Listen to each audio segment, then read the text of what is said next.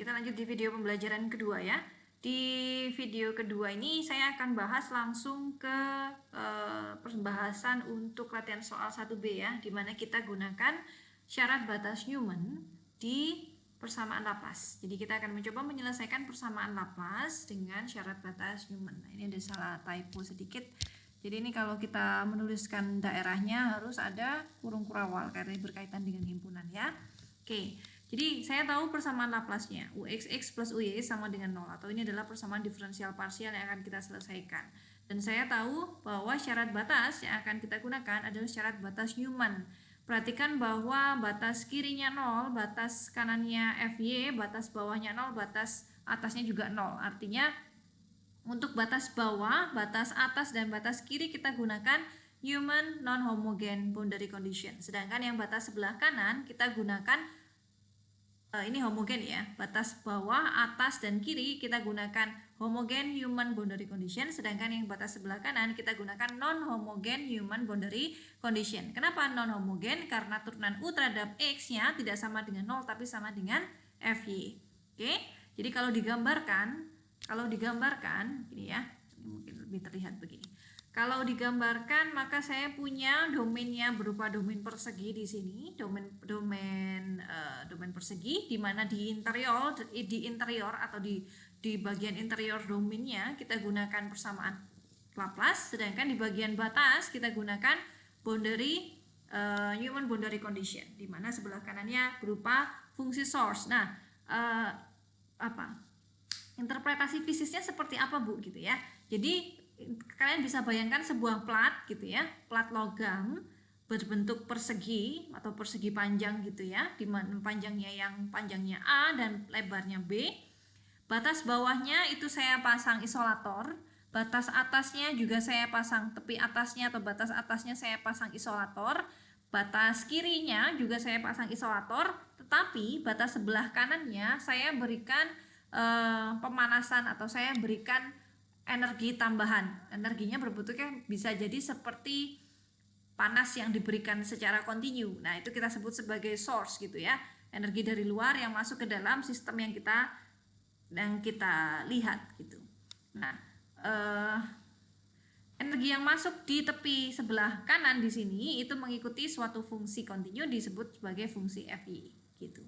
Jadi, kita akan coba selesaikan persamaan Laplace dengan boundary condition seperti ini dengan menggunakan metode pemisahan variabel. Nah, kalian tahu ya bahwa inti utama dari metode pemisahan variabel pertama adalah kita memisahkan solusinya berbentuk perkalian fungsi variabel bebasnya. Karena variabel bebasnya X dan Y, maka U-nya adalah perkalian dari fungsi X dikalikan perkalian dengan fungsi Y. Lalu kita substitusikan ini ke dalam persamaan Laplace-nya. UXX ditambah UYY harus sama dengan 0 gitu ya.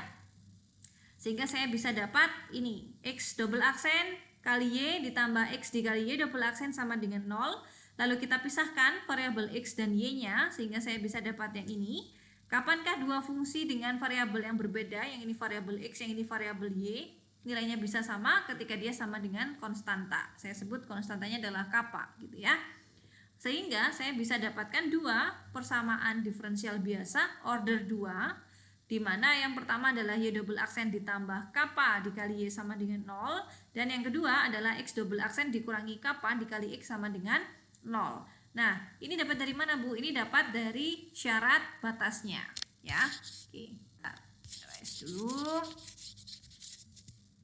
Saya butuh yang lebih terang ya sepertinya. Oke. Jadi saya misalkan dari syarat batas sebelah kiri ya, Anda dapatkan UX 0,Y 0 kan? Artinya UX 0,Y ini saya dapat apa sih? Kalau UX-nya adalah X kali Y, maka UX-nya adalah X aksen dikali YY, X aksen di 0 ya. X aksen di 0 dikali Y di Y, ini harus sama dengan 0 gitu ya, harus sama dengan 0. Artinya kemungkinannya ada dua, X aksen 0-nya yang 0 atau Y-nya yang 0. Nah, kenapa saya tidak mau Y-nya tidak mungkin sama dengan 0? Saya nggak mau yang ini. Kenapa? Karena kalau Y-nya 0, maka UXY kita di mana dia XX, YY ini juga akan 0. Kalau ini 0, maka ini jadi 0 ya. Kedua-duanya jadi 0. Jadi UX saya nanti jadinya kalau Y-nya 0, nilainya di sini jadi 0. Nah, saya nggak mau ini. Maka yang saya cari kondisi ketika Y-nya itu tidak sama dengan 0. Makanya saya paksa X0-nya harus yang 0 gitu. Jadi saya bisa dapatkan yang ini. Dulu biar nggak bingung ya. Jadi saya bisa dapatkan yang ini dari syarat UX 0,Y. Lalu X aksen AFY saya bisa dapatkan dari UX A, Y sama dengan FY dengan cara yang serupa ya. Kemudian Y aksen 0 bisa saya dapatkan dari UY di X, 0 yang sama dengan 0. Y aksen B sama dengan 0 saya dapatkan dari UY X, B yang sama dengan 0 ya. Oke, jadi sekarang saya bisa dapat dua persamaan diferensial biasa dengan syarat batasnya lengkap. Syarat batas kanan kirinya lengkap atau syarat awalnya lengkap. Kita bisa selesaikan. Kemudian kita bisa cari tahu ketika kapanya adalah lambda kuadrat. Sebetulnya kappa ini macam-macam ya, nilainya bisa positif, bisa negatif, bisa 0 gitu ya. Anda bisa coba sendiri bahwa ketika kapanya 0 itu tidak ada solusi yang kita mau, yang ada hanya solusi U sama dengan 0. Ketika kapanya adalah negatif atau min lambda kuadrat, maka juga tidak ada solusi selain 0 dan hanya ada solusi yang non trivial yang tidak sama dengan 0 ketika kappa ini sama dengan lambda kuadrat, di mana lambdanya adalah elemen bilangan real. Jadi kalau lambdanya berapapun saya kuadratkan kan pasti positif ya. Jadi saya tahu kapanya ini pasti bernilai positif. Nah, ketika kapanya ini sama dengan lambda kuadrat, saya bisa selesaikan persamaan diferensial biasa terhadap Y dengan syarat batas ini ya. Saya bisa dapatkan solusi umum karena di sini nanti akar nilai eigennya Anda akan dapatkan imajiner, bilangan imajiner, sehingga solusinya berbentuk fungsi kosinus dan sinus gitu ya. Kemudian gunakan syarat batas 0 dan syarat batas di B, turunan Y aksen 0 dan Y aksen B, sehingga saya bisa dapatkan Y-nya 0, C2 lambdanya 0 ya. C2 lambda 0 artinya C2-nya 0 ya. Kalau C2-nya 0 berarti Y saya tinggal C1 cos lambda Y. Kemudian YB-nya substitusikan ke sini, ini jadi Y-nya jadi B gitu ya. Karena C2 saya tadi 0, maka ini jadi 0 ya. Tinggal min C1 lambda sin lambda B sama dengan 0. Saya tidak mau C1 saya 0. C1 saya tidak boleh 0. Kenapa? Kalau C1 saya 0, maka solusi sisa di sini juga akan 0. Artinya Y saya juga 0. Saya nggak mau mencari solusi Y. Saya mencari solusi ketika Y-nya tidak sama dengan 0. Maka kita bisa cari kondisi yang memenuhi ini adalah ketika lambdanya sama dengan NP per B, di mana N-nya dari 0, 1, 2, dan seterusnya. Dari nilai sin lambda B yang sama dengan 0. Kapan sih sin nilainya 0? Yaitu ketika dia kelipatan dari Pi. Ya. NP, 0Pi, 0, Pi, 2Pi, 3Pi, 4Pi, 5Pi, dan seterusnya. Itu akan bernilai 0 ya sinnya. Jadi saya bisa dapat nilai lambdanya. Nah, ini lambda ini disebut sebagai nilai eigen dari persamaan lapas kita. Kemudian saya bisa dapatkan solusi untuk Y ya. Dengan C2-nya 0, C1-nya tidak sama dengan 0, saya dapat lambdanya, nah, saya bisa dapat solusi ini. Kemudian dengan cara yang serupa kita bisa selesaikan untuk persamaan diferensial biasa terhadap X. Dengan syarat batasnya kita gunakan satu saja. Syarat batas ketika X aksen 0 sama dengan 0. Syarat batas yang satunya Bu, ketika X aksen A sama dengan FY, kita simpan dulu. Bukan dibuang ya, disimpan dulu. Kita gunakan satu syarat batas yang 0 saja dulu. Sehingga saya bisa dapatkan ini kan akar atau ya akar eigennya, nilai eigennya itu bentuknya min lambda plus lambda. Jadi solusinya berbentuk eksponen. Kemudian kita gunakan X aksen 0 sama dengan 0 sehingga saya bisa dapat C4 sama dengan C3. Artinya X-nya berbentuk ini ya. Nah, ingat bahwa saya punya definisi cos hiperbolik. Ini kalau yang lupa ya, definisi cos hiperbolik itu apa? E pangkat lambda bukan lambda, E pangkat X ditambah E pangkat min X per 2 gitu ya. Artinya E pangkat lambda plus E pangkat min lambda X adalah 2 kali cos hiperbolik lambda X gitu ya. Sehingga saya bisa dapat X-nya bentuknya adalah C dikali cos hiperbolik lambda X. Dengan lambdanya sama dengan ini, lambdanya ini gitu ya. Oke, sehingga solusinya apa? Solusinya ada banyak ya. Solusinya karena n-nya dari 0, 1, 2 dan seterusnya sampai tak hingga, saya bisa dapat ada UN banyak solusi. Tak hingga solusi U di mana perkalian x dan y dikalikan fungsi perkalian fungsi x dan perkalian fungsi y. Kombinasinya jadinya ini ya. Nah, karena semua solusi kombinasi linear dari solusi juga merupakan solusi yang tidak lain adalah bunyi dari prinsip superposisi, maka saya bisa dapat solusi umum untuk UX ini adalah kombinasi linear dari UN XY, di mana bisa saya tuliskan ini. Ini adalah Y yang di sini adalah XX, fungsi X, yang ini fungsi Y-nya, bisa dituliskan seperti ini. Nah, di sini kalian bisa lihat ya. Oke, ini mirip-mirip sama solusi persamaan difusi sebetulnya gitu ya. Cuman solusi persamaan difusi di sini bukan cos hiperbolik gitu ya, tapi muncul bentuk cos di sini. Kemudian kita gunakan syarat batas yang tadi kita sisihkan gitu ya. Sekarang kita gunakan syarat batas sebelah kanannya di mana UX AY-nya sama dengan FY. Artinya kalau solusi UX Y-nya saya berbentuk ini, saya turunkan terhadap X, maka saya bisa peroleh turunan cos hiperbolik sin hiperbolik ya. Jadi saya bisa dapat turunan UX-nya bentuknya ini, di mana kalau saya substitusikan X-nya A, X-nya saya ganti A, ini saya ganti A gitu ya, ini jadi A, ini harus sama dengan Fx. Nah, bentuk apa ini? Kalian bisa lihat sebetulnya. Nah, ini tidak lain adalah deret Fourier ya. Jadi ada kaitan lagi dengan deret Fourier, lihatnya sebagai deret Fourier cos. Karena deret Fourier itu hanya ada dua, cos dan sinus. Deret Fourier cos, deret Fourier sinus, atau kombinasi cos dan sinus. Dan tidak ada namanya deret Fourier sin hiperbolik atau cos hiperbolik. Sehingga Fy ini akan berkaitan dengan deret Fourier cosinus untuk Fy. Jadi kita bisa dapatkan ini. Berarti Fy-nya itu sebetulnya deret Fourier cosinus. Ingat lagi ya, deret Fourier cosinus itu bentuknya gimana, Bu?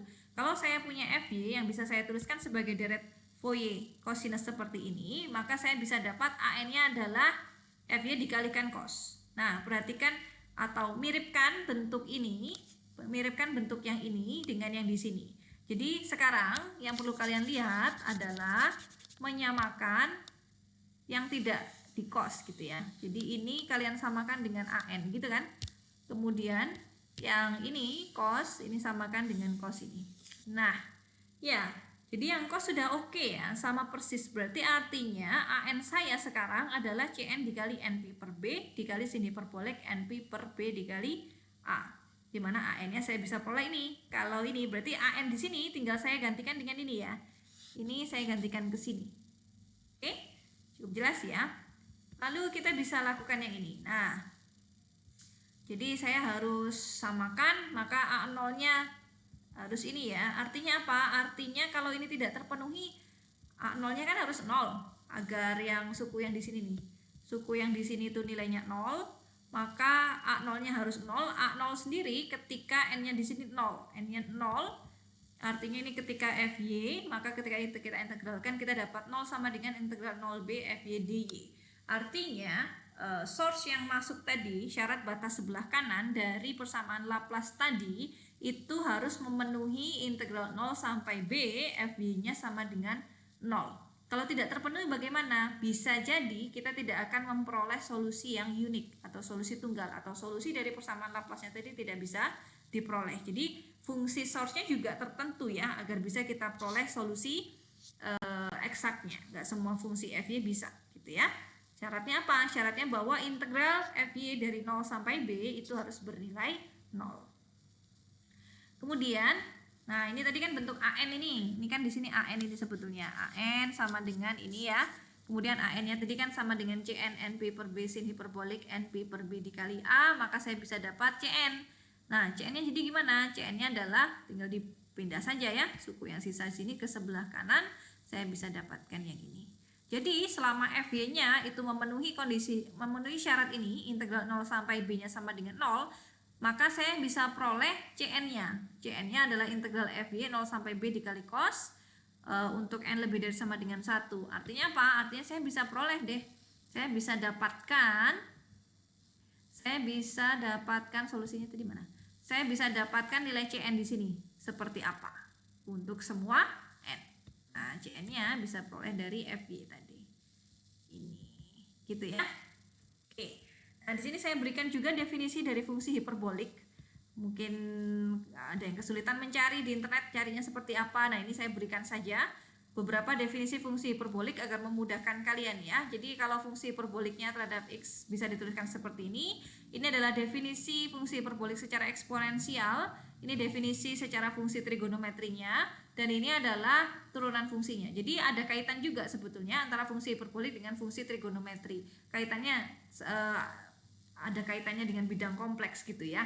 Ini harusnya dipelajarinya di analisis kompleks ya. Jadi saya nggak masuk ke situ. Saya rangkum saja bahwa fungsi hiperbolik ini bisa punya definisi eksponensial, juga punya definisi trigonometri ya. Ada kaitan juga dengan fungsi trigonometri sinus dan kosinus yang biasa. Turunannya saya cantumkan di sini. Nah, bagaimana dapat turunan? Itu bisa kalian gunakan definisi eksponensialnya, itu nanti bisa dapat sih turunannya. Kalau untuk menghafal semua ini kesulitan, saya sarankan cukup menghafal sin dan cos saja. Jangan sampai tertukar. Jadi kalau sin hiperbolik adalah eksponensial x min e pangkat min x, kalau cos hiperbolik adalah e pangkat x plus e pangkat min x. Sedangkan tan adalah sin per cos, kotangen adalah cos per sin. Kemudian sekan adalah 1 per sin, 1 per cos, kosekan adalah 1 per sin. Itu kan? Sudah. Nanti urutan fungsinya mengikuti saja. Gitu ya. Oke. Kita lanjut satu lagi ke mixed boundary condition sebelum saya lanjut di video pembelajaran ketiga ya. Jadi untuk mixed boundary condition di sini saya gunakan syarat batas yang gabungan antara Dirichlet dengan Newman. Jadi di sebelah ya. Jadi di sebelah UX UXFX ini ya, sebelah kiri saya pakai Newman, sebelah kanan saya pakai Newman, sebelah bawah saya pakai Dirichlet, sebelah atas saya pakai Dirichlet yang non homogen. Jadi yang bawah ini Dirichlet homogen, yang atas itu ini Dirichlet non homogen. Nah, caranya sama sih sebetulnya, rutin ya, rutin saja bahwa solusi U-nya kita misalkan sebagai perkalian fungsi X dan Y, saya bisa peroleh yang ini gitu ya. Kemudian saya bisa dapatkan dua persamaan diferensial biasa, kaitkan juga dengan syarat batasnya. Jadi ini diperoleh dari ini ya, penjabaran ini. Ini kalau kalian jabarkan dengan definisi yang ini, perkalian fungsi X dan Y, Anda akan dapatkan syarat batas untuk dua persamaan diferensial biasa order 2-nya. Kemudian, nah ini ketika solusi kapanya adalah min lambda kuadrat. Jadi kalau kondisi yang mixed boundary condition ini mensyaratkan bahwa nilai eigennya harus bernilai negatif. Kalau di Newman boundary condition sebelumnya, soal 1B itu nilai eigennya harus positif ya. Jadi hati-hati, sebetulnya tidak harus dihafal. Jadi kalau kalian ikuti saja gitu ya alurnya. Coba saja kalau K-nya 0 bagaimana? Oh, hanya ada solusi trivial. Kalau K-nya positif hanya ada solusi trivial juga. Oke, berarti kemungkinan bisa tidak trivial solusinya ketika kapanya bernilai negatif. Nah, di sini untuk mixed boundary condition ternyata diperoleh solusi non trivial ketika nilai eigennya itu negatif. Ya, ini sebenarnya rutin saja yang ini ya. Jadi solusi nilai eigen dari yang ini saya bisa dapatkan solusi umumnya dalam cos dan sin, lalu saya bisa dapatkan solusi khususnya dari syarat batasnya gitu ya. Saya bisa dapatkan lambdanya. Kemudian untuk Y juga sama, saya bisa dapatkan solusinya berbentuk sin hiperbolik. Nah, kalau di Newman boundary condition tadi yang muncul adalah cos hiperbolik. Kalau yang di sini adalah yang muncul sin hiperbolik. Oke, dengan cara yang serupa berarti kita kembalikan solusinya apa? Perkalian fungsi X dan fungsi Y. Berarti kita kalikan saja fungsi X dikali fungsi Y. Maka saya bisa dapatkan kombinasi linear dari semua solusi n-nya. Saya jumlahkan semuanya, saya bisa dapatkan solusi umum dari ux, y-nya gitu ya, kombinasi linear dari un, x, y. Ada syarat batas yang belum kita gunakan, yaitu syarat batas sebelah atas ya, ux, b. Jadi ya betul. Jadi syarat batas atas belum saya gunakan, kita gunakan saja di sini. Jadi yang bentuk syarat batas yang non homogen itu biasanya digunakan setelah solusinya sudah terbentuk gitu ya. Jadi lebih memudahkan seperti itu. Kalau kalian gunakan di persamaan diferensial biasanya, penyelesaiannya ini akan jauh lebih rumit. Jadi memang ini digunakan sebagai pencarian konstanta koefisien dari deret Fourier-nya. Oke, di sini saya bisa gunakan kondisi batas ux, b sama dengan fx, menggantikan saja y-nya dengan b. Ini Y saya ganti B gitu ya, dapatnya ini. Nah, ini apa? Kembali ya, ini adalah deret Fourier kosinus untuk fx, dimana kalau fx-nya deret Fourier begini, maka an-nya begini. Jadi yang tinggal kita samakan apa? Ini sudah terlihat sebetulnya. Jadi kalau di sininya cos, ininya cos, oke, berarti saya bisa dapatkan ini sama dengan yang an gitu ya. Jadi ini sama dengan an di sini. Itu. Lalu kita bisa samakan, maka syaratnya kalau yang Newman boundary condition tadi integral 0 sampai b dari fy dy harus sama dengan 0. Untuk mixed boundary condition itu batas dari 0 sampai a untuk fx-nya, integral fx dari 0 sampai a-nya harus sama dengan 0. Kalau tidak ini, maka tidak ada solusi yang diperoleh, tidak ada solusi yang tunggal dan unik yang akan diperoleh. Kemudian an-nya kita gantikan dengan cn sin hiperbolik, maka saya bisa dapatkan cn hiperboliknya. Jadi saya bisa peroleh solusi dari persamaan Laplace dengan mixed boundary condition, bentuknya ini ya. Bentuknya ini dengan cn-nya adalah ini. Tentunya fx-nya diketahui dan integral fx dari 0 sampai a harus sama dengan 0. Gitu. Oke, untuk yang semi-infinite strip saya lanjutkan di video pembelajaran ketiga.